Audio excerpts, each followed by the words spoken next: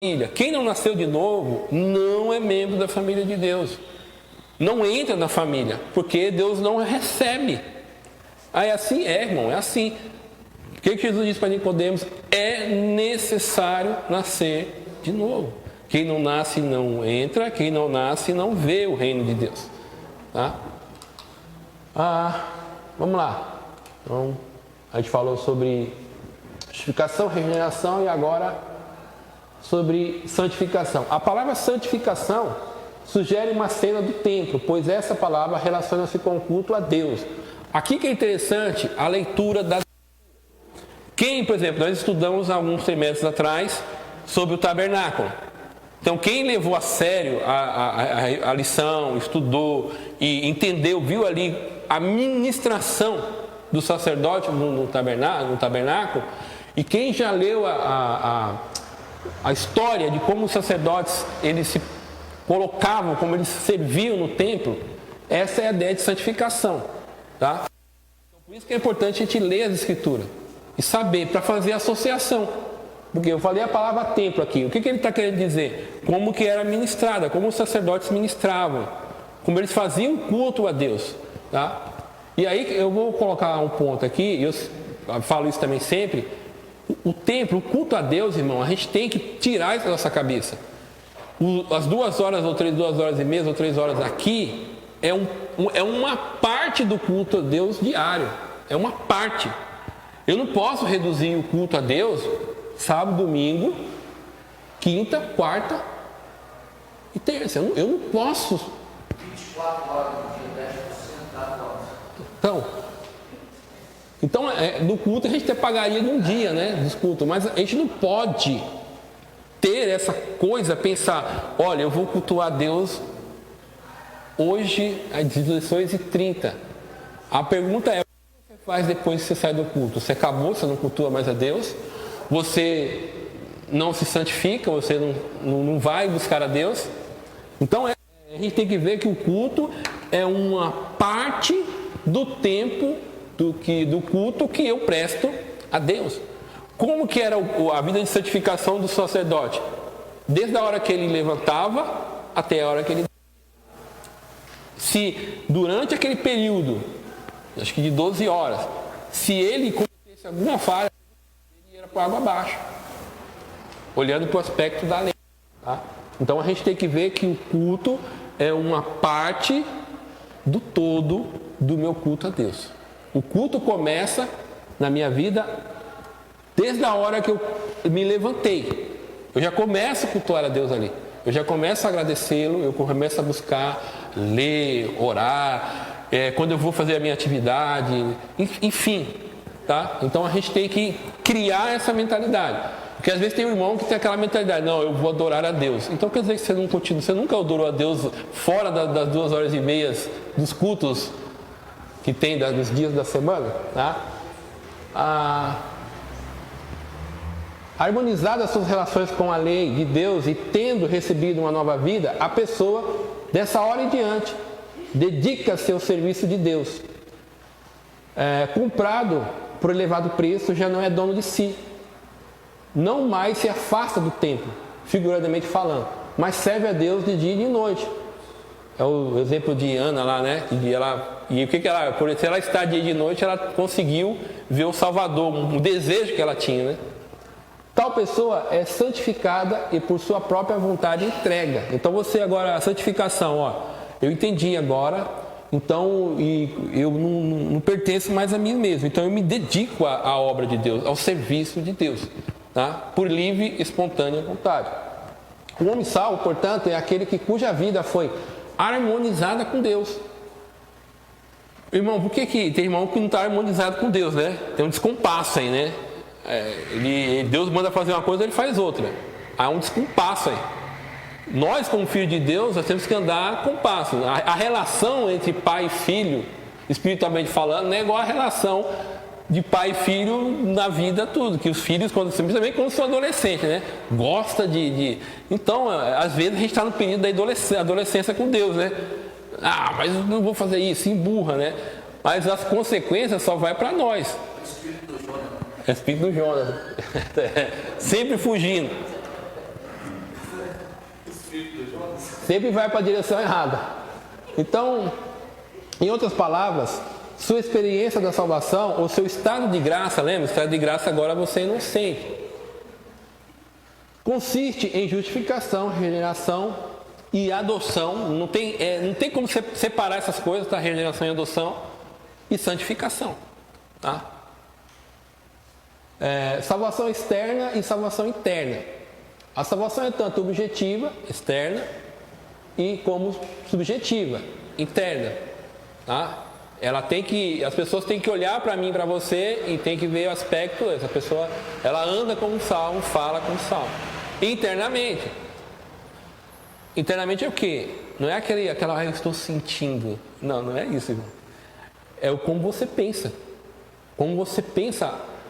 Qual é a sua visão de mundo agora? Qual é a sua relação? Seja ela profissionais, conjugais, familiares, coisas que você fazia, como é que você pensa agora?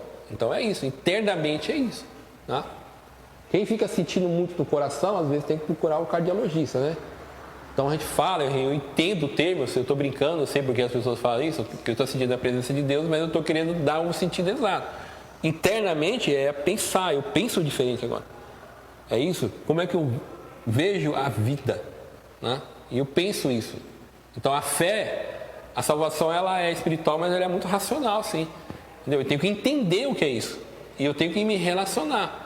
Porque quando você entende a salvação e quer viver como salvo, você vai ser pressionado de todos os lados. E aí como é que você reage? E aí você tem que entender o Evangelho. Você tem que entender a salvação, tá? A justiça, em primeiro lugar, é a mudança de posição, mas é acompanhada por mudança de condição. A justiça tanto é imputada como também conferida.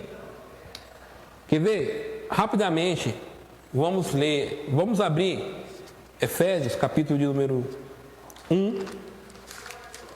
Essa questão de estado, de posição e de condição. Efésios 1, 3, diz assim: bendito seja Deus e Pai de nosso Senhor Jesus Cristo, que nos abençoou com todas as bênçãos espirituais das regiões celestiais em Cristo. O que é isso? Posição.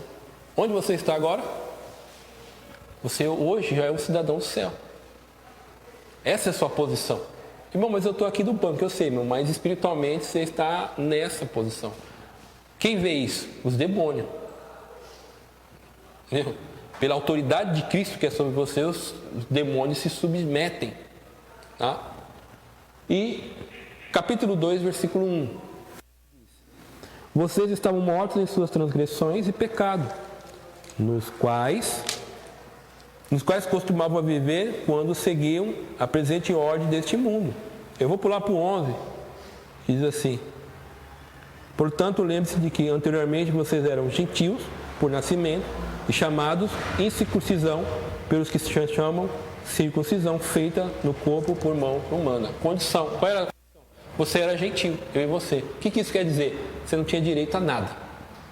Nem às alianças, entendeu? Nada. As promessas, nada. Essa era a condição. Qual que é a condição agora? Ele agora nos transportou do reino das trevas para a sua maravilhosa luz. Tá? Amém? Tranquilo aqui, irmão? A adoção refere-se, a justiça em primeiro lugar, a adoção refere-se a conferir o privilégio, conferir é atribuir, né? É certificar o privilégio da divina filiação. A regeneração trata da vida interna, que corresponde à nossa chamada e que nos faz participantes da natureza divina. É nascer de novo, nascer do alto, entendeu? E agora isso é o que dá condição de eu participar da família de Deus. Quando há uma mudança genuína, a regeneração vai fazer isso, vai mudar a pessoa internamente, tá? É mudar a natureza mesmo, tá? É uma recriação, tá? A santificação é tanto externa como interna. De modo externo é a separação do pecado e a dedicação a Deus. De modo interno é a purificação do pecado. Tá? Os aspectos externos da graça é provida pela obra expiatória de Cristo e o aspecto interno é a operação do Espírito Santo. Tá? Condições da salvação. O que significa a expressão condições da salvação? Significa o que Deus exige do homem, a quem ele aceita por causa de Cristo e a quem dispensa as bênçãos do Evangelho da graça. As Escrituras apresentam o arrependimento e a fé como condições de salvação. O batismo nas águas é mencionado como símbolo exterior da fé interior do convertido. Tem as referências lá, então o batismo, eu vou batizar, o batismo ele não vai provocar nenhuma mudança. Mas é necessário que se batize, porque no batismo eu estou dizendo algo. É um ato simbólico. Naquele ato simbólico, eu estou dizendo para o mundo, para a igreja, é um testemunho que eu estou dando, que eu fui transformado por Jesus Cristo. Eu entendi a salvação. Então eu estou dizendo isso com o batismo. O meu ato está dizendo isso. Tá? Porque já houve a transformação. Já houve o novo nascimento. Eu já experimento o novo nascimento. Ah, irmão, você não estou pensando assim. Então segura um pouquinho, atende isso daqui e depois vai lá e batiza. Né? Tem que entender. Então não vai depois que sai da água lá e vai para o deserto, vai vencer lá o inimigo, se não nasceu de novo, entendeu? Deu certo com Jesus, não quer dizer que vai dar certo com nós, né? Então a gente tem que entender e tem que entender que a gente é mudado a partir do momento que eu olho para Cristo e o recebo como meu Salvador e Senhor. Abandonar o pecado e buscar a Deus são as condições, os preparativos para a salvação. Indiretamente falando, não há mérito nem no arrependimento nem na fé, pois tudo quanto é necessário para a salvação já foi providenciado a favor do penitente. Pelo arrependimento, o penitente remove os obstáculos à recepção do dom. Pela fé, ele aceita o dom. Mas embora sejam obrigatórios, o arrependimento e a fé, sendo mandamentos, é implícita a influência ajudadora do Espírito Santo. Deus deu o arrependimento, Atos 1, 11, 18. Então, quando eu falo que essa vamos dizer assim, aspas, seria o esforço humano, até isso Deus, ele trabalha. Porque quem vai dar as condições para o arrependimento e fé é o próprio Deus. Tá? A blasfêmia contra o Espírito Santo afasta o único poder, o único que pode comover o coração e levá-lo à contradição. Tá? Por consequente, para tal pecado não há perdão. Qual a diferença entre o arrependimento e a fé? Irmão, mas como é que eu sei que eu não blasfemei contra o Espírito Santo? Só o fato de você estar aqui nessa manhã é um forte indício que você blasfemou contra o Espírito Santo. Só o fato de você gostar de adorar a Deus, de buscar a Deus, de estar tentando buscar a Deus, essa é um exemplo clássico de que você não blasfemou contra o Espírito Santo. Quem blasfemou contra o Espírito Santo não quer saber de nada do que de Deus. Tá? O cara vai embora e acabou. Tá? A fé é o instrumento pelo qual recebemos a salvação. O fato que não se dá com o arrependimento. O arrependimento ocupa-se com o pecado e o remorso, enquanto a fé ocupa-se com a misericórdia de Deus. Pecado e remorso. O que é remorso? É culpa. É culpa. Cada um de nós já sentimos essa culpa. Quando a gente olhou para Jesus, você não se sentiu culpado? Então aquela contrição que você teve ali, aquele momento crítico seu ali, você sentiu a culpa. Por isso que você aceitou Jesus. Aí quando você aceita Cristo, tem um alívio. Ele retira a culpa. E pode ter gente que fala assim, mas o Iscariote lá, ele sentiu remorso. Sim, ele sentiu remorso, mas o que ele não foi buscar? O que ele não buscou? Ele não buscou arrependimento. Ele buscou outro caminho. Né? O Pedro também teve remorso, ele sentiu a culpa. O que ele fez? Ele se arrependeu e foi buscar quem? Jesus. Tá? Então, remorso é o sentimento de culpa. São a fé, eu coloquei pequenininho por causa do espaço, tá, irmão? São a fé e o arrependimento apenas medidas preparatórias? Uma pergunta. Não. Ambos acompanham o crente durante a sua vida cristã. O arrependimento torna-se o zelo pela purificação da alma e a fé opera pelo amor e continua a receber as coisas de Deus. Então a gente vai sempre olhar O que é arrependimento? Culpa. Então eu não quero sentir mais essa culpa. Eu não quero sentir mais o peso do pecado. Então o que eu vou fazer? Eu vou fugir de toda aparência do mal. Não quer dizer que eu não irei pecar, mas eu como conhecedor disso, eu sempre vou fugir de coisas que vai me levar a um estado de culpa. Eu não quero sentir esse sentimento. Eu não quero passar por isso outra vez. Tá? E conversão. Conversão, segundo a definição mais simples, é abandonar o pecado e aproximar-se de Deus. Atos 3:19. O termo é usado para exprimir tanto o período crítico em que o pecador volta aos caminhos da justiça, como também para expressar o arrependimento de algumas transgressões por parte de quem já se encontra nos caminhos da justiça. Tá? No caso ali de Israel, Mateus 18:3, Jesus estava pregando para os israelitas, e ao pregar para os israelitas, ele estava pregando para pessoas que conheciam o mandamento. Então ele está chamando as pessoas para que se convertam, retornem ao caminho da justiça. Tá? A conversão está muito relacionada com arrependimento e fé. Tá? Então, conversão, arrependimento e fé são coisas que é aquela coisa, a gente separa didaticamente para entender. Mas o combo, vem tudo junto. Sabe o combo, quando você vai lá no Burger King ou no McDonald's, tem aquele monte de batata, os irmãos, você faz isso, você vai morrer mais cedo, né? Não entra nesse negócio, entendeu? Então, aquele é o combo, a salvação é o combo, mas imagina o McDonald's dos Estados Unidos, que é um negócio aqui, é desse tamanho, lá tem que juntar o pastor Pantera, o Ivan, tem que pegar um pessoal assim animado para realmente comer tudo. Então, a salvação é esse combo. Então, representa tanto um como o outro, no sentido de englobar todas as atividades pelas quais o homem abandona o pecado e se aproxima de Deus. Aí, olha o catecismo de Westminster, né? Aquela coisa, o que é catecismo? É instrução. A gente não gosta dessas coisas assim, talvez não tenha tanta familiaridade com o catecismo, né? Mas os reformados gostam dessas coisas, e por incrível que pareça, que eu sei que tem um presbiteriano escutando, amigo meu, esse aqui é um catecismo presbiteriano. Daí o Felipe, ele vai ver, depois ele vai lá em casa, lá a gente...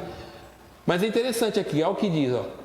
Em resposta à própria pergunta, oferece a seguinte definição de conversão. Que é arrependimento para a vida? Aí ele fala, arrependimento para a vida é a graça salvadora, pela qual o pecador, sentindo verdadeiramente o seu pecado, e lançando mão da misericórdia de Deus em Cristo, e sentindo tristeza por causa do seu pecado e ódio contra ele, ódio contra o pecado. Irmão, o crente pode odiar? Pode, o pecado. Esse é o ódio permitido, é o ódio do bem, entendeu? Você tem que odiar o pecado, porque Deus odeia o pecado. Tá? Abandonando e aproximando-se de Deus. Tem pessoas que aceitam Jesus e continuam amando o pecado, né, pastor Pantera? Fazendo o firme propósito de, daí em diante, ser obediente a Deus.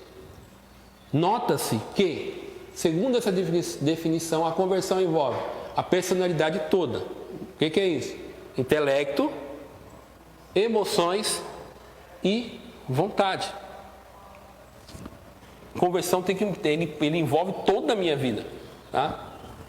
Como se distingue conversão? A conversão descreve o lado humano da salvação. Tá? Eu abandono.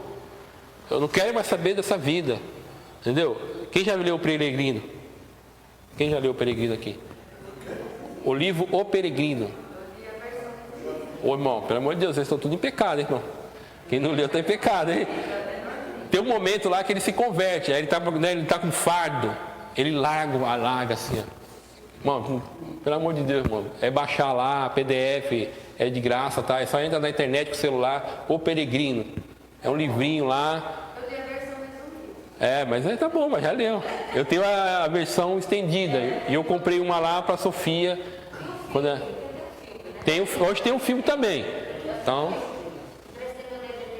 Entendeu? Então ele tira o fardo assim das costas assim. E aí, ó, ele começa a sua trajetória para a salvação.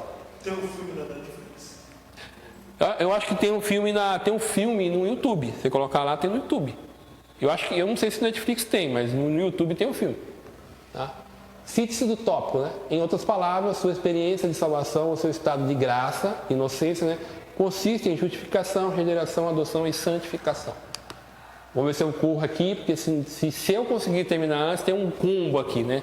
Tem um bônus no final, mas eu não sei se vai dar tempo. Tá? Então, a natureza da justificação. A absorção divina. Então, justificação é ser considerado justo. Isso é, tá? Ser considerado justo. Eu só quero, deixa eu ver, não é aqui, é mais pra frente, então vamos lá. A palavra justificar é o termo judicial que significa absolver, declarar justo ou pronunciar sentença de aceitação. A ilustração procede das relações legais. O réu está perante Deus, o justo juiz, mas ao invés de receber a sentença condenatória, ele recebe a sentença de absolvição. Tá? O substantivo justificação ou injustiça significa o estado de aceitação para o qual se entra pela fé. Essa aceitação é o dom gratuito da parte de Deus, posto à nossa disposição pela fé em Cristo. Tem um momento que a gente vai ler bastante Romano, então eu vou deixar para que os irmãos depois vejam. Então está em Romanos 1,17, Romanos 3, 21 e 22. E o estado de aceitação no qual o crente permanece, Romanos 5,2, justificados por mediante a fé, né? Temos paz com Deus. Aí ele vai, qual é a sua condição agora? Você está em condição permanente de justificação. Tá?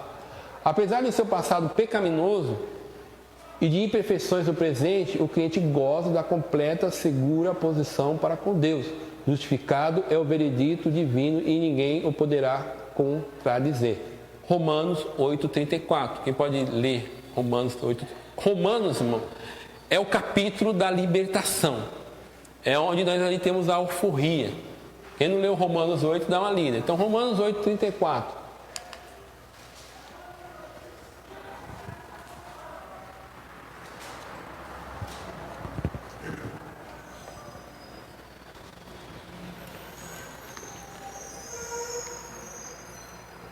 Quem nos condenará foi Cristo Jesus, e mais, ele ressuscitou dos mortos e está à direita de Deus e também intercede a nosso favor. Quem nos condenará? Quem nos condenará? Porque foi Cristo que nos justificou. Entendeu? Não tem como ninguém te condenar. Ah, mas você era assim. Eu sei. Aí tem aquela casa do Lutero, né? Satanás vem com a lista lá. Você fez assim, você fez assim. Ele tá bom, então escreve aí embaixo. O sangue de Jesus me purificou de todos os pecados.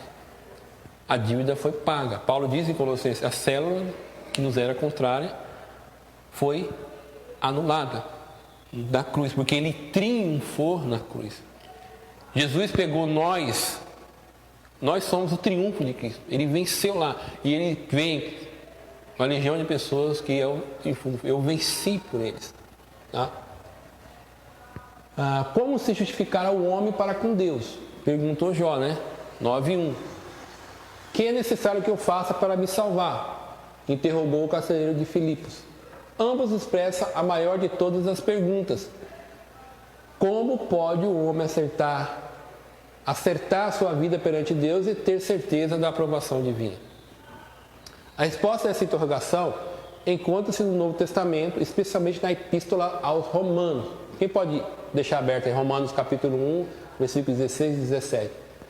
Na qual se apresenta em forma sistemática e detalhada o plano da salvação. Quem já leu carta aos Romanos aqui, irmão? Então, quem não levantou a mão, você tem um ano, você tem 4 meses para ler. É 16 capítulos.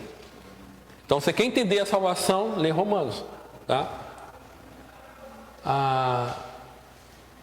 Na qual se apresenta em forma sistemática detalhada o plano da salvação. O tema do livro encontra-se no capítulo 16 e 17, o qual se pode parafrasear da seguinte maneira: o Evangelho é o poder de Deus para a salvação dos homens, pois o Evangelho revela aos homens como se pode mudar de posição e de condição, de maneira que eles sejam justos diante de Deus. O que diz Romanos capítulo 1, 16 e 17? Porque não me envergonho do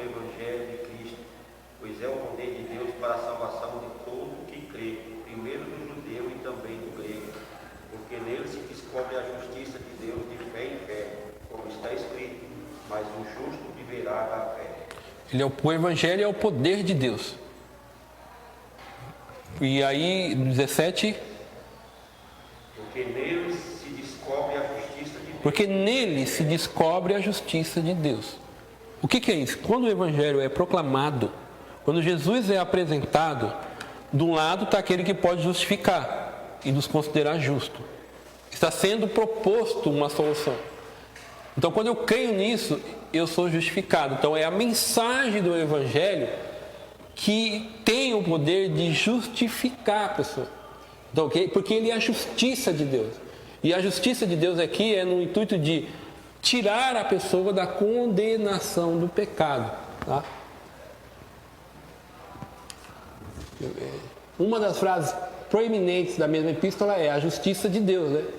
O inspirado apóstolo descreve a qualidade da justiça de Deus, que Deus aceita, de forma que o homem que a possui tenha aceitação como justo perante ele. Essa justiça resulta da fé em Cristo. Paulo demonstra que todos os homens necessitam dessa justiça de Deus, porque toda a raça pecou. Os gentios estão sob a condenação. O passo de sua degradação foram claros, outrora conheceram a Deus, Romanos 1, 19 e 20, falhando em servirem e adorarem, o seu coração insensato se obscureceu, versículo 21 e 22 do capítulo 1. A cegueira espiritual os conduziu à idolatria, versículo 23, e a idolatria os conduziu à corrupção moral, versículos de 24 a 31. São indesculpáveis porque tinham a revelação de Deus na natureza e na consciência que aprova ou desaprova os atos. Então, e o judeu, irmão? Capítulo 2, versículo 17. E você, judeu, por ser da lei, também se lascou também porque não obedeceu à lei. Aí Paulo conclui, todos são culpados diante de Deus, tanto gentios como judeus. Eu peguei a parte do gentio, que é a parte que nos interessa, né? Gentios estava falando do que nós éramos. Aqui, o que Paulo fez? Então, você lê Romano, para Paulo apresentar o Evangelho, quando ele vai começando do capítulo 1, do verso 16, 17, a justiça de Deus, ele vai apresentar a justiça de Deus, que é a que remove a culpa. Ele vai dizer qual era a condição espiritual do homem. E o que ele vai pegar como exemplo? Ele vai pegar a sociedade romana da época. Então ele descreve aqui como que era o comportamento dos gentios, e no caso ele está pegando o exemplo, ele está escrevendo para Roma. Então ele está pegando como que era a sociedade. E é essas características. Tá? E aí está falando assim, tá vendo? São indesculpáveis. Tá? Porque eles têm a revelação, lembra que eu falei? A revelação geral, que é a criação. Tá? Os judeus tinham a revelação especial. Também falharam porque desobedeceram. Então, ambos, qual que ele conclui? Todos são culpáveis diante de Deus. Então, o que todos precisam? Aí ele vai começar a apresentar agora a salvação, o plano da salvação. Ele vai começar a apresentar quem? Jesus, que é a solução. É a justiça de Deus que torna o réu inocente. Tá? Fonte de justificação é a graça. A graça significa, primeiramente, favor ou disposição bondosa da parte de Deus. Alguém a definiu como bondade genuína, favor não merecido. Dessa forma, a graça corre em dívida, o que Deus concede-o como favor. Nunca podemos recompensá-lo ou pagar, e a salvação é sempre apresentada como um dom, um favor não merecido. Impossível de ser recompensado, é um benefício legítimo de Deus, Romanos 6, 23, que a salvação é um dom gratuito de Deus. O serviço cristão, portanto, não é pagamento da graça de Deus. O serviço cristão é o meio que o crente aproveita para expressar sua devoção e amor a Deus. Nós o amamos porque Ele nos amou. Então, tudo que eu e você fazemos, que eu estou fazendo de manhã aqui, não é para agradecer, não é para compensar a graça que Deus me deu. Eu faço isso porque eu reconheço a graça. E eu faço isso porque eu amo. Porque Ele me ama. Entendeu? É uma maneira de você querer agradar a Deus. Que Ele já fez. E que não tem como eu retribuir isso. Isso é graça. Tá? Então o tópico é simples tópico, é o resumo do tópico. O Evangelho é o poder de Deus para a salvação dos homens, pois o Evangelho revela aos homens como se pode mudar de posição, de condição, de maneira que eles sejam justos diante de Deus. 3. A regeneração. Tá? Então nós falamos da natureza da salvação, a justificação e regeneração. Quem pode abrir para mim Hebreus capítulo de número 5, versículo 11, e ler, por favor, até o versículo de número 14. Hebreus capítulo 5. Do qual temos que dizer de difícil interpretação, porquanto vós fizeste negligentes para ouvir, porque devemos já ser mestres, pelo tempo ainda necessitais de ter, se vós torne a ensinar quais são os primeiros rudimentos das e vos haveis feito tais que necessitais de leite e não de sólido mantimento. Porque qualquer que ainda se alimenta de leite não está experimentado na palavra da justiça, porque é menino. Mas o mantimento sólido é para os perfeitos, os quais, em razão do costume, têm os sentidos exercitados para discernir tanto o bem como o mal. Ele vai dizer que quando isso temos muito o que dizer, coisa difícil de explicar, porque vocês se tornaram lentos. Vocês se tornaram lentos aqui, deixa eu ver. Lerdos espiritualmente, preguiçosos. Literalmente vocês são lerdos espiritualmente. Você vê que o escritor aos Hebreus bateu pesado, né? Vocês são preguiçosos. Quando você pega a tradução literal, é isso. Vocês já eram para ser maduros na fé.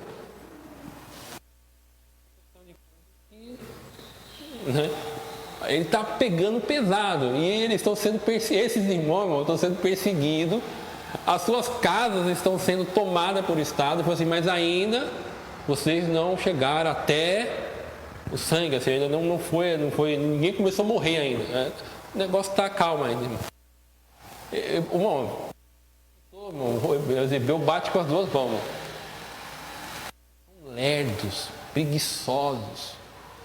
Então, quando a gente fala de regeneração, e a pessoa, sabe o irmão lá da brasilinha, álcool lá, né? Que tem que colocar lá porque não pega, né? É isso.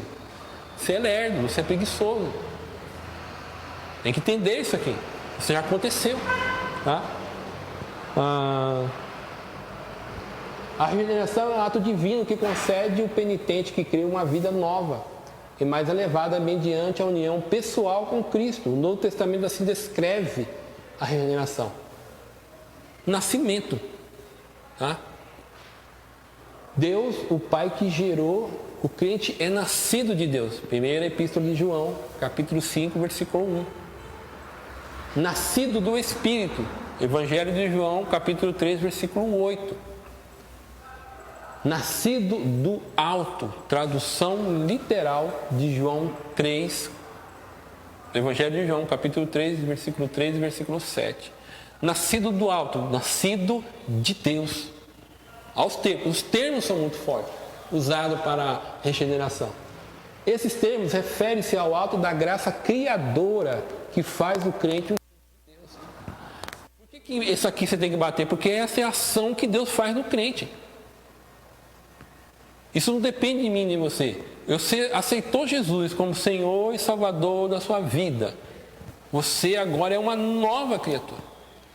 Então a gente não pode falar com a nova criatura respeitando o período ali dos primeiros passos da fé. A gente não pode ficar falando com um crente de 5 anos, 10 anos, 20 anos, como um crente recém-convertido. Você tem que entender esse negócio. Porque Deus não transformou você lá? Então por que você está agindo assim? Não faz sentido. Tá?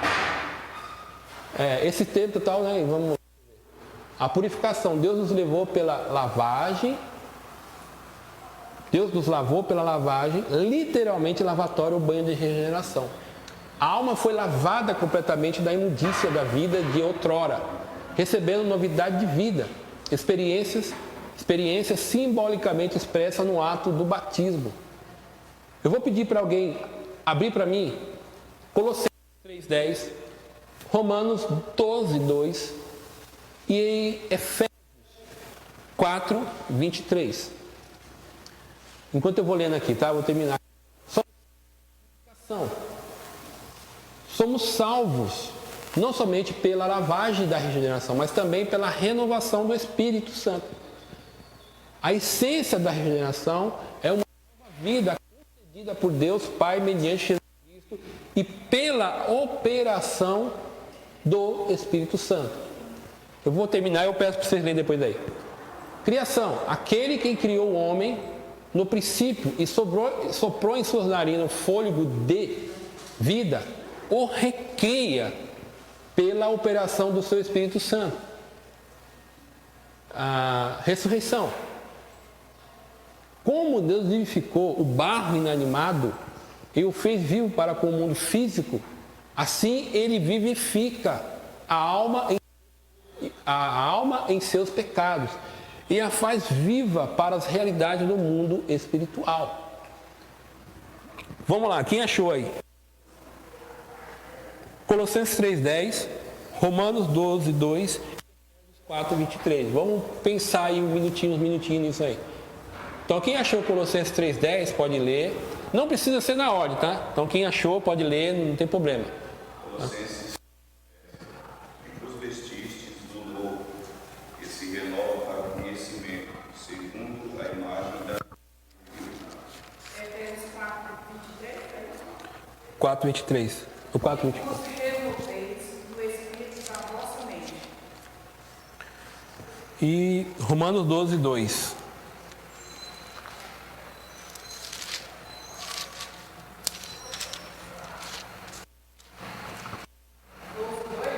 Romanos 12, versículo 2. Não seis conformados com este mundo, mas seis transformados pela renovação do vosso entendimento, para que experimenteis qual seja a boa, perfeita e agradável vontade.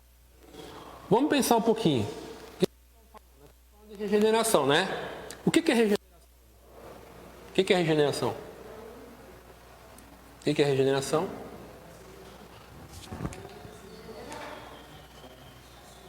Pega aqui nascimento. Pode escolher um termo aí. O que é regeneração? Nascido de Deus, nascido do alto. Tá? Então regeneração é uma mudança que Deus realiza no interior do crente. Quando Paulo escreve isso daí, se você ler Efésios, Colossenses, você vai ver que o pensamento de Paulo, ele está trabalhando com o quê? Ele começa, vamos lá, Efésios, capítulo 1 de Efésios. Paulo, a gente colocou aqui, ele mostra qual é a posição que nós estamos em Cristo, nos lugares celestiais. O capítulo 2, ele diz assim, quem éramos? Nosso estado. Vocês estavam mortos em seus delitos e pecados. O capítulo 4, ele começa a falar agora da unidade do corpo, mas a partir do 23, ele vai falar de como que os filhos de Deus devem proceder. Como que eu devo agir. E aí você vai ver mais pra frente que a partir do capítulo 5, ele vai falar da vida, como que a vida é em comunidade, como nós agora aqui, como nós como igreja devemos viver em unidade. Uma das coisas que Paulo trabalha é a unidade. E aí se você for para frente, ele começa a entrar no aspecto familiar, no aspecto das relações humanas. Ele fala da família, ele fala do aspecto conjugal e ele fala do aspecto entre empregados e patrões. O que ele está falando? Ele está falando, olha, o evangelho, ela tem que impactar a minha vida conjugal, a minha vida familiar, a minha vida profissional, as relações humanas têm que ser impactadas. É isso que Paulo está falando. Quando você vai para Romanos 12, a partir do versículo 1 até o versículo 3, o que Paulo vai falar? Ele vai falar assim, agora você não pode se conformar com o padrão deste mundo. O modelo, a forma desse mundo. Né? Para que você possa experimentar a boa, agradável e perfeita vontade de Deus. E mais embaixo, a partir do versículo 4 até o versículo 8, o que ele vai dizer? Aquele que ensina, ensine. Aquele que exorte, exorte. Né? Aquele que exerce a misericórdia, exerça a misericórdia. O que ele está falando? Você agora pensa diferente. Então, haja dessa forma. Não é isso? Viva dessa forma. Porque ele não vem falando da salvação? Da nova, Romanos 12, ele está falando aqui é o novo homem. O novo homem, ele vive dessa forma. Efésios, Paulo está falando, o novo homem, essa nova posição em Cristo, agora você deve agir dessa forma. Colossenses, quando você olha para Colossenses, se você ler e ler Colossenses, você vai ver que há muito parecido as cartas. É a mesma coisa. Paulo está combatendo o legalismo. Aí ele, no capítulo 3, ele vai falar dessa nova maneira de viver. Tá? E você vai ver que ele vai falar das responsabilidades sociais. Ou seja, irmão, você nasceu de novo? Nasci. Então, onde isso impacta? Não é como eu oro, irmão. Também, mas não é, vamos dizer assim, na parte espiritual. Porque eu já fui mudado espiritualmente. Já mudou o botãozinho, traque. Então você deve agir dessa forma. Primeiro, você não pode ficar preso com um negócio de legalismo, isso sabe? Como é que você age nas suas relações humanas? Na igreja, na família. Por quê? Porque você foi regenerado. Regenerar o quê, irmão? Nascer de novo. Nascer de novo é o quê? O Nicodemos não entendeu esse negócio lá, irmão. Não entendeu esse negócio, né? Então, se você ler com cuidado Efésios, depois Colossenses, vindo no Romanos, você vê que 12 ele dá uma parada. Ele fala assim, agora você tem que viver assim.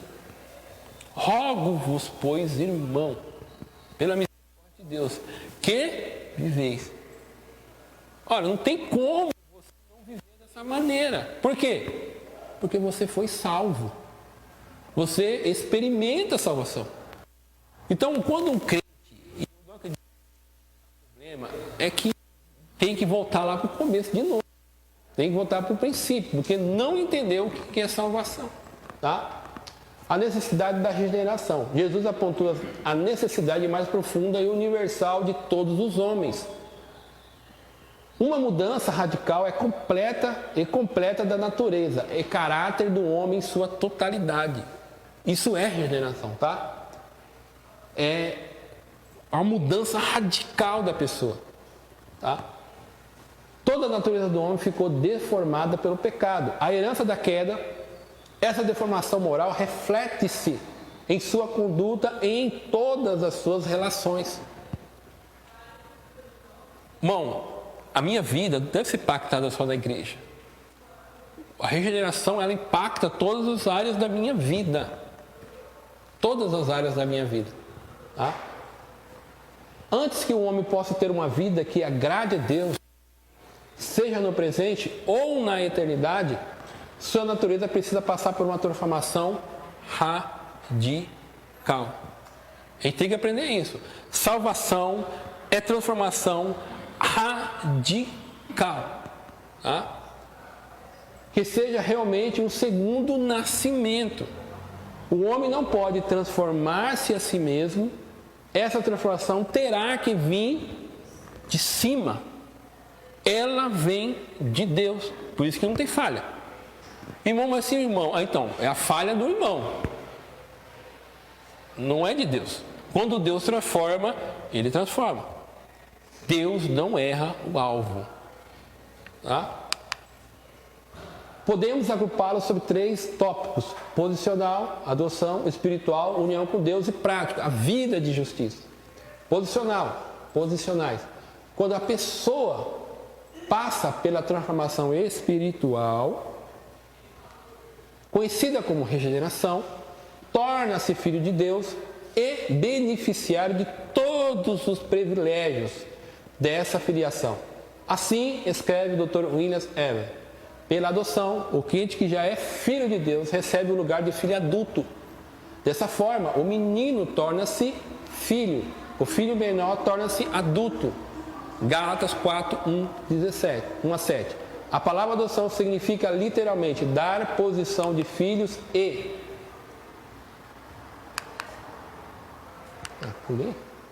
refere-se no uso comum ao homem que toma para o seu lar crianças que não são as suas pelo nascimento.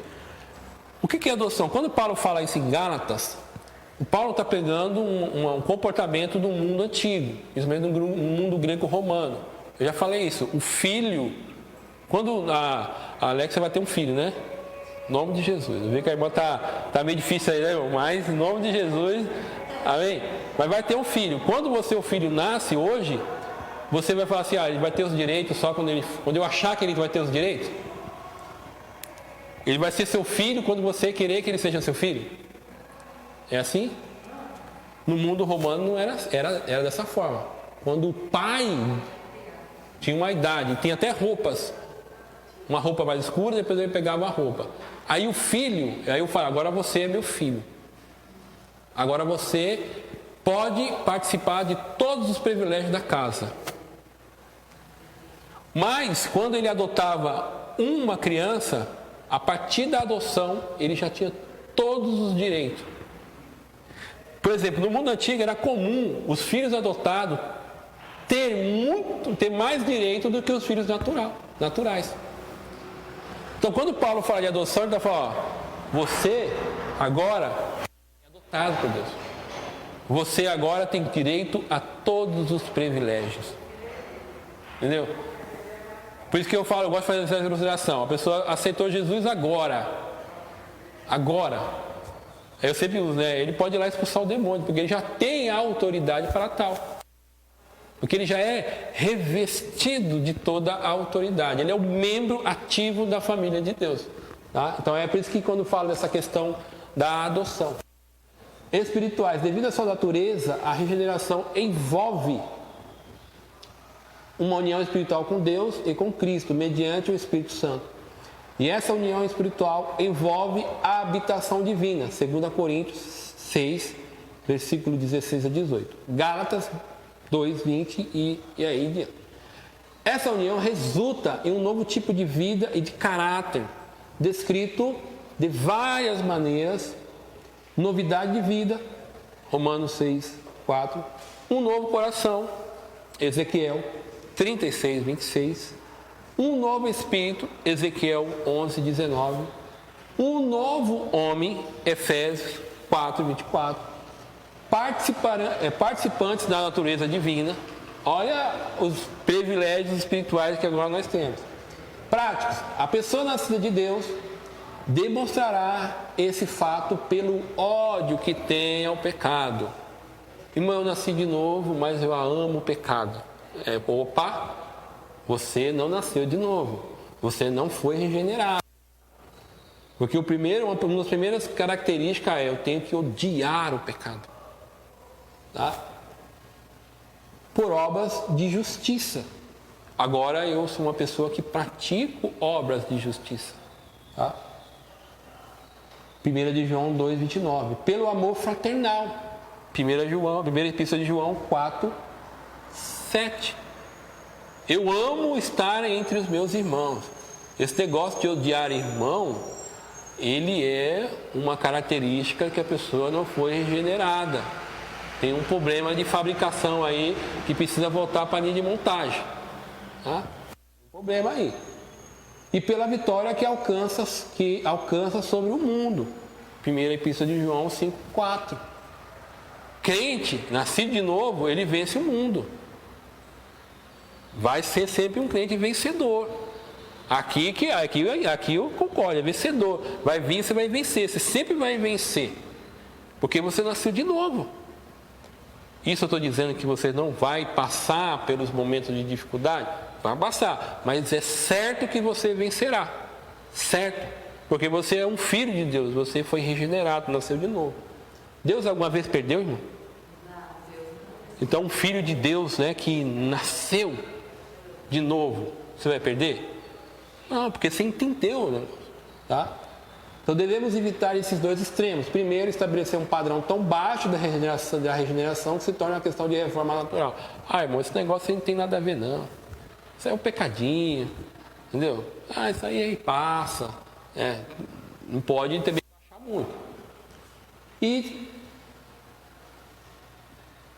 se torna, e segundo, estabelecer um padrão elevado demais que não se leve em conta a fraqueza dos crentes. É aquele santarrão, né?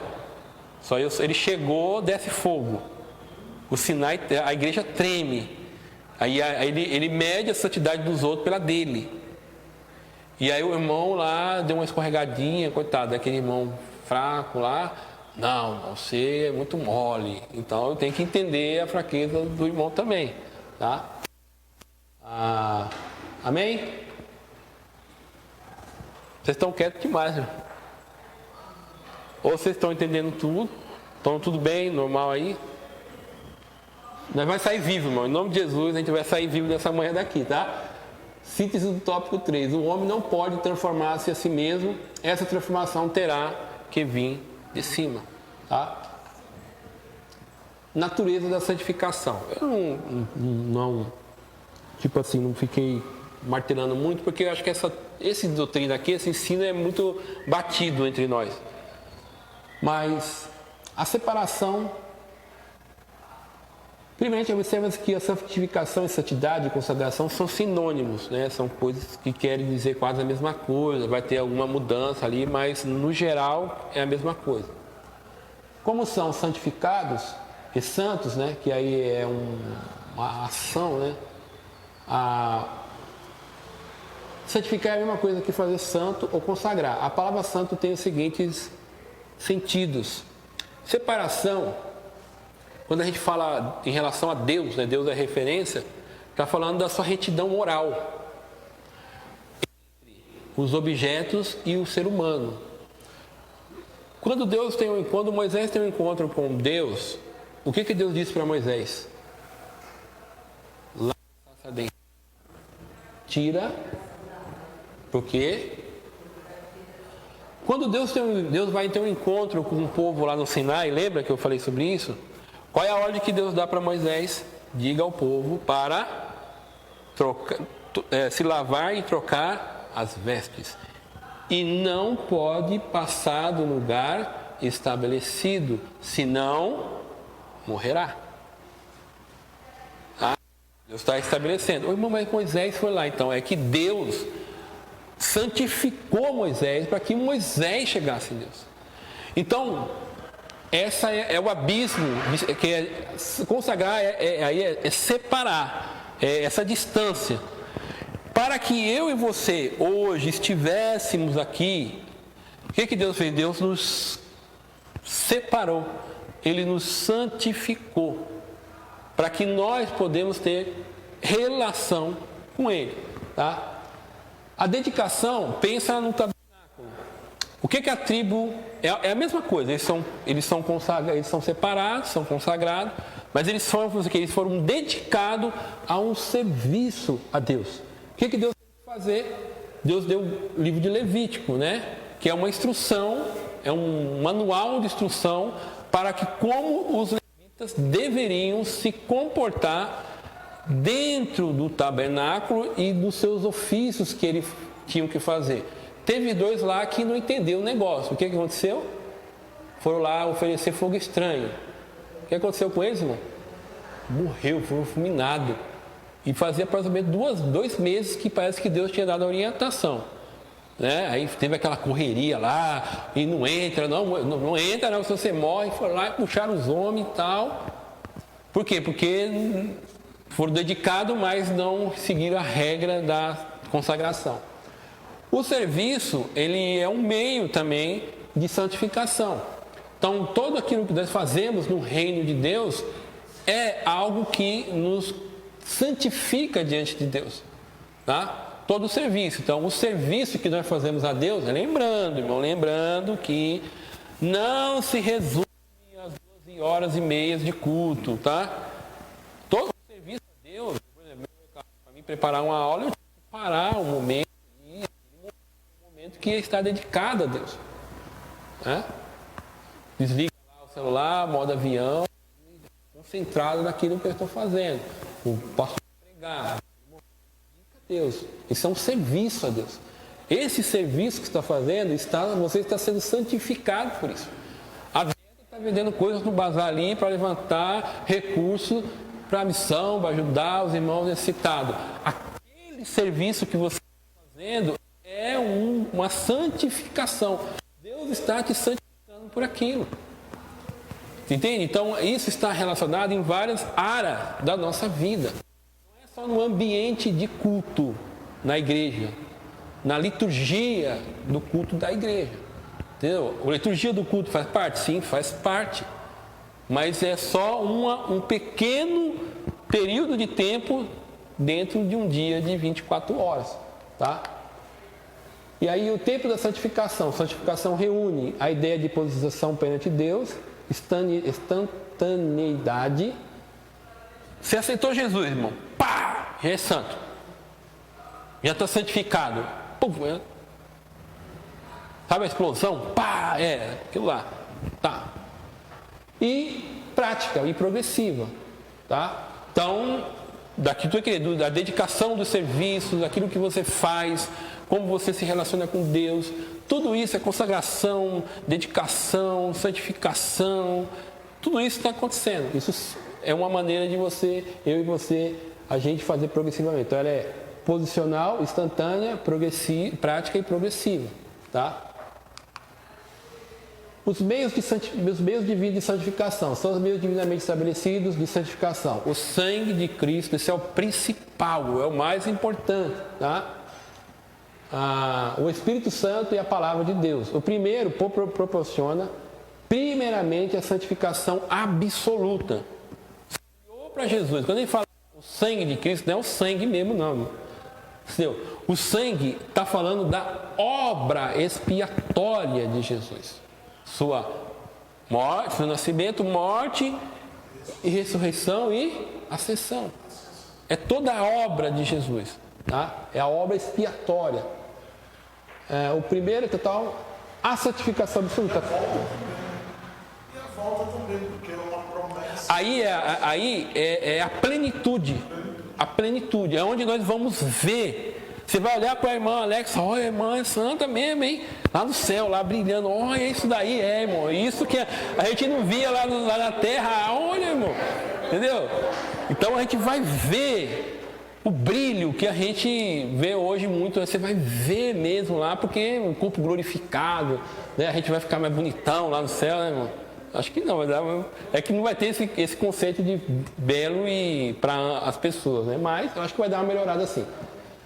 É uma obra consumada que concede ao pecador, quanto à posição perante Deus, é uma obra consumada que concede ao pecador penitente uma posição perfeita em relação a Deus. O sangue de Cristo, né? Aí tem as referências, absoluto e posicional. Aceitou Cristo, pá, é santo, está santificado. Tá? Naquela posição que estamos eu e você, nós estamos, se morrer ali, é céu, certo. O Espírito Santo, santificação interna. O Espírito Santo está sempre fazendo o processo de santificação. Tá? A palavra de Deus, santificação externa e prática. O que é isso? Eu estudo a palavra de Deus, então eu vejo lá que não devia. Então eu não vou fazer isso daí não. Entendeu? Então as histórias que a gente lê lá, é Deus agindo na história. Olha, Deus falou para Adão não comer lá. Então, peraí, o que eu não posso fazer? O que Deus orienta, o que eu posso, eu não posso. Entendeu? Então eu não vou fazer, que isso deu errado. Né? O Davi contou o povo lá. Por que ele contou? É um orgulho que ele tinha lá, era um soldado. Então, eu não vou fazer isso aí porque esse negócio não agrada a Deus. Então, essa vaidade para as coisas, eu vou tomar cuidado porque deu ruim lá com o Davi. Entendeu? Então, essas leituras da Bíblia, ela vai nos ajudando a assimilar, olhar e falar, não vou fazer isso porque o Abraão mentiu lá, ficou com medo e mentiu. Não vou fazer isso porque Deus falou assim, Abraão, anda na minha presença, ser perfeito. Não dá certo, tá? E, síntese do tópico, são meios divinamente estabelecidos de santificação. O sangue de Cristo, o Espírito Santo e a palavra de Deus. Esse é o livro de apoio que eu estou usando, Conhecendo as Doutrinas Bíblicas, Maya Perman. Deus abençoe. Não deu para falar do bônus, tá? Então fica para uma outra oportunidade. Amém? Eu ia falar sobre calvinismo e arminianismo, sobre salvação. E ia dizer como que você harmoniza isso. Dá para pacificar isso aí. Porque como eu não sou nem calvinista, nem arminianista, eu entendo que tanto um crente, ele é predestinado a ser salvo, a Bíblia fala disso, como eu também acredito que um crente também pode perder a salvação. Então, para mim, as duas coisas eu vejo claramente nas Escrituras. Eu não tenho dificuldade de ver as duas coisas na Escritura. É uma palavra que a gente chama que é axima. São duas verdades que está lá. Que isso está dentro da soberania de Deus. Eu nunca vou entender isso, mas está lá. O crente, ele é predestinado a ser salvo, entendeu? A Bíblia fala da predestinação. E é muito difícil de perder a salvação, mas também diz que um crente pode perder a salvação em consequência do pecado e da blasfêmia com o Espírito Santo. Em relação à conversão instantânea, a gente pode dar como exemplo Pedro, ele não foi uma conversão instantânea? Sim. É um exemplo. É um exemplo, tá? É um exemplo. Pode acontecer. Eu entendo que o Pedro ele só converteu gente quando a Bíblia lá no Lucas 22 tem a passagem, que é aquela passagem que eu já estava falando de conversão, que Jesus ora para ele, eu vou te orar por ti, para que quando tu te converteres, cuide dos teus irmãos. E depois, quando ele nega Jesus, e a Bíblia diz que Jesus olha para ele, ele entende que tudo que o Senhor falou, o que está acontecendo na vida dele é a realidade. Aí a Bíblia diz assim, ele chorou amargamente, ou seja, ainda esse Tem uma coisa que é muito interessante. Irmão, permite um minutinho? Porque assim, quando os discípulos estão andando 3 anos, e às vezes a gente não pode muito relacionar a conversão hoje com a vida dos apóstolos, é diferente. Eles estão andando. Só que assim, claro, quando Jesus chega, lembra quando Jesus ressuscita? Jesus chega no cenáculo, estão todos reunidos, os 11.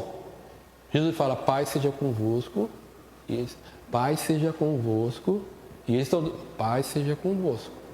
Porque eles estão tudo temerosos. Depois Jesus vai ter um encontro que, sabe quando eles estão pescando? E aí eles vêm, Jesus já tinha preparado o peixe ali, assado peixe, e eles estão comendo peixe com o Senhor. O texto diz assim, e nenhum ousou perguntar, quem és tu, Senhor? Porque todos eles bem sabiam quem ele era. Eles tinham clareza de quem era Jesus. Entendeu?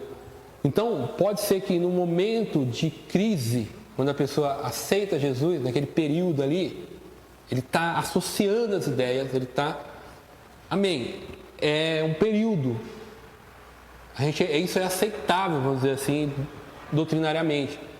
Mas quando eu bato na regeneração, um crente que tem anos no Evangelho, ele não pode viver constantemente em rebeldia, em pecado, dando problema na igreja. Entendeu? Não pode. Isso é antibíblico. Então, um período ali da conversão é até aceitável, que a pessoa está tendo um impacto ali. A gente viu que a salvação ela é algo assim radical, ela muda. Então, quem aqui, irmão, se converteu assim e realmente já nos primeiros dias você teve uma crise? A salvação, ela produz na nossa vida. Na primeira semana, uma hora estava voando, uma hora estava ali embaixo e tentando entender isso. E aí, o que os irmãos falavam? Vai ler a Bíblia. E eu ouvi esses irmãos. Eu ia lá ler a Bíblia, que eu não tenho hoje. Eu tenho uma Bíblia, que aquela Bíblia que os irmãos dão com zíper, era toda arriscada. Eu li o Evangelho, antes de aceitar Jesus, assim, de levantar as mãos, eu já tinha lido 6 vezes o Evangelho. Eu estava num momento de crise, assim, espiritual, existencial. E quando eu aceito Jesus, eu fui lá e li mais 6 vezes. Para entender. E toda vez que eu li e falava de Jesus, caíam as lágrimas. De ver o que ele estava fazendo. E ao pouco, porque a poeira está assim, né? Aí ela vai... Sabe quando você joga o óleo, o vinagre lá na água? Mistura, aí fica aquelas bolinhas. Aí passa o tempo, o que vai acontecendo? As coisas vão se ajustando. Aí você fala, mas agora eu tenho que viver assim. Isso é normal. Isso é uma coisa normal do Evangelho. Agora, o que não é normal é uma pessoa experiente, Hebreus lá, né, que nós lemos 5, o cara, pô, você é lerdo, você é preguiçoso.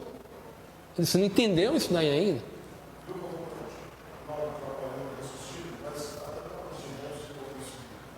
Existem coisas na Bíblia que são mistérios que ficam guardados por Deus e são nos revelados para que a gente tenha como experiência. A Bíblia fala de duas situações. Uma situação é o bandido na cruz. Quer dizer, aquele na cruz, ele aconteceu exatamente tudo assim como você explicou.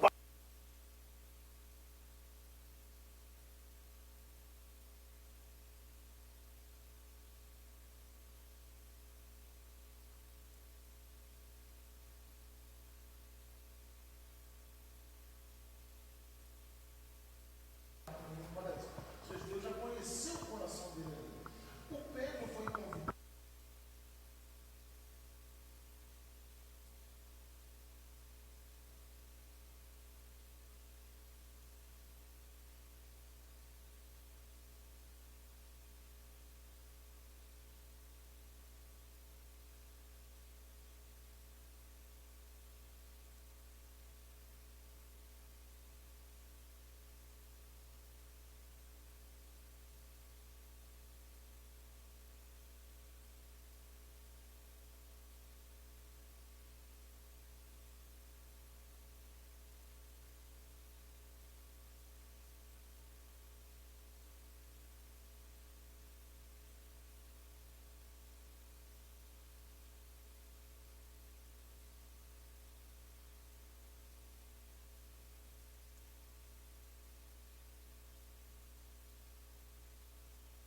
Entendeu? A gente tem que fazer essa reflexão para entender o porquê que as pessoas estão vindo nas nossas igrejas, estão vindo o Evangelho e não estão sendo mudadas. Porque a gente sabe que na perspectiva de Deus, na ação de Deus, Ele não falha. Então, o que nós estamos fazendo como pregadores, como os ensinadores da palavra de Deus, como aqueles que auxiliam, alguma coisa está errada. A mensagem está defeituosa, está saindo com eco, a gente não está se fazendo entender, nós estamos realmente pregando a palavra de Deus, então a gente tem que fazer isso. Eu falo isso porque eu frequentava muita presbiteriana em um curso que eu fazia lá, de missões, e eu via muitos pastores preocupados com isso, e eles se reuniam para ver por onde nós estamos falando, porque a igreja presbiteriana, um tempo atrás, era muito conhecido que não dava muita ênfase ao evangelismo. E hoje eles reviram, pensaram e estão fortes na questão evangelística. Então, como igreja local, a gente tem que parar e refletir. Qual é a mensagem que a gente está pregando? A mensagem está fazendo efeito na vida das pessoas? Porque, assim, a mensagem que nós estamos pregando é uma mensagem bíblica? A gente está expondo a palavra de Deus, a gente está falando dessas coisas e a gente tem que fazer essa reflexão. Amém? Vamos orar? Eu vou pedir para o pastor Pantera orar por nós, em nome de Jesus. Vamos orar, irmãos. A paz do Senhor Jesus, amém?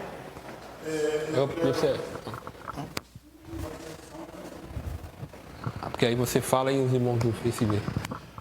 Paz do Senhor, irmãos, amém? Eu quero também aproveitar essa oportunidade em que nós estaremos orando e quero contar um testemunho rápido de uma situação que aconteceu conosco ontem. Todos os meses nós fazemos na nossa família, nós temos o culto da família. Esse culto acontece cada mês numa casa. Ontem foi na casa do meu filho Cássio, mora aqui no Zaira 5. E eu fui buscar minha filha, Daphne, que mora lá no ID. E quando nós estávamos encostando na casa dela, ela já estava na esquina me esperando. O meu genro abriu a mala do carro para colocar o violão. Ela entrou no carro e nisso passou 2 rapazes de moto. Quando o rapaz deu a volta, o meu genro já entrou no carro e falou: pastor, vaza, vaza, vaza. Quando ele falou vaza, vaza, vaza, o rapaz já veio. Eu sempre ando com o carro de vidro abaixado e ontem estava muito quente, né? Ele falou, vaza, vaza, vaza. O rapaz já chegou do lado com a arma assim e falou, perdeu, perdeu. E eu, por impulso, já meti a mão na arma. E estiquei o braço, porque se ele atirasse, atirava para lá. e meti o pé no acelerador. Nessa de meter o pé no acelerador, o impacto, a arma escapou da minha mão. E ele ficou muito propenso a atirar, mas ele não atirou. E nós fomos embora assim e tal, eu saí voado, encontramos depois uma viatura e contamos a situação. Foi uma situação de impacto. Na verdade, eu preciso aceitar Jesus de novo, porque a Bíblia diz que se pedir a carteira, entrega também a capa, né? Então parece que esse negócio hoje não valeu muito para mim, não, né? Foi uma situação de impacto, né? Foi uma situação de impacto, mas foi um grande livramento de Deus. 2 rapazes, uma moto, e poderia ter acontecido algo pior, mas eu tenho para mim que 2 coisas devem ter acontecido. Na hora que eu peguei na mão, ou ele viu alguma coisa e temeu, ou ele se assustou com a minha atitude, porque foi muito rápido. Eu peguei, e aí o rapaz ficou sem ação. Mas eu quero acreditar que ele deve ter visto alguma coisa.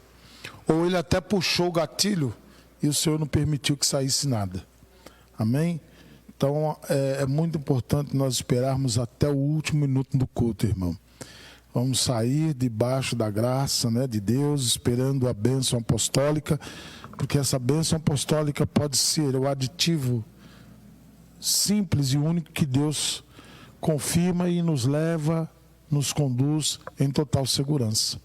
Amém, queridos? E obrigado pelas orações, irmãos. Isso também é efeito de oração, irmão. Quando a Bíblia diz, orai um pelos outros. Eu sei que os irmãos oram por mim, como a gente ora pelos irmãos, pela igreja. Quando você ora pela igreja, você está apresentando a Deus todos os participantes do ministério e do corpo de Cristo.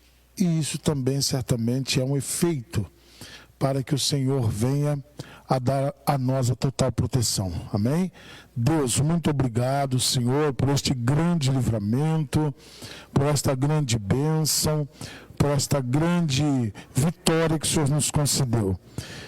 Mais uma vez nós estamos aqui, Senhor. Te agradecemos ontem, te agradecemos hoje e continuaremos te agradecendo eternamente por tudo que nos tem feito.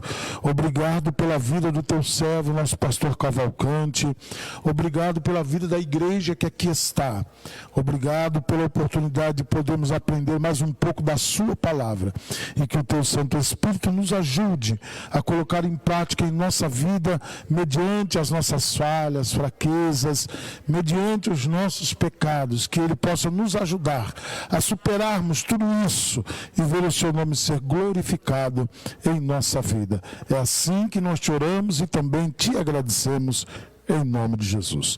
A paz do Senhor está terminada em nome de Jesus.